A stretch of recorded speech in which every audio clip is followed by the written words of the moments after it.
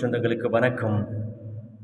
எப்படி இருந்த ஒருவன் 25-30 ஆண்டுகளுக்கு முன்பாக அந்த குரலில் கர்ச்சனையும், அந்த குரலை பள்ளிகளில் படிக்கும்போது ஒளிப்பேழைகளில் கேட்ட செவிகள் என்றைக்கும் துடிக்கும்.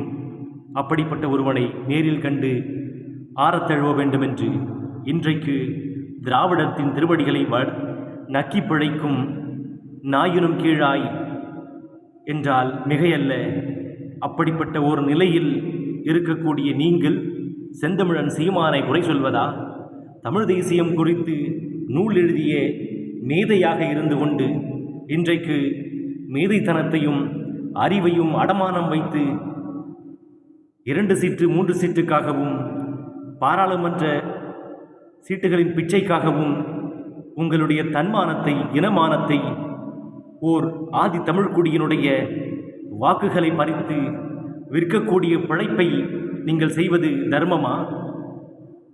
தமிழர்களுக்கு என்றுமே தமிழ் தேசியம்தான் ஒற்றைக்கண் என்று நிற்கும் சீமானெங்கி நாங்கள் தமிழ் தேசியத்தையும் வீரத்தையும் நெஞ்சிலை சுமந்து களமாடிக்கொண்டிருக்கக்கூடிய இந்த பொன்னான காலத்தில் இயற்கையின் நேசன், தமிழ் இனத்தின் காவலனாக பரிணமித்திருக்கக்கூடிய செந்தமிழன் சீமான் அவர்களை காவல் தெய்வமாக இருக்கக்கூடிய நிலைக்கு தமிழர்கள் இன்றைக்கு உணர்ந்திருக்கிறார்கள்.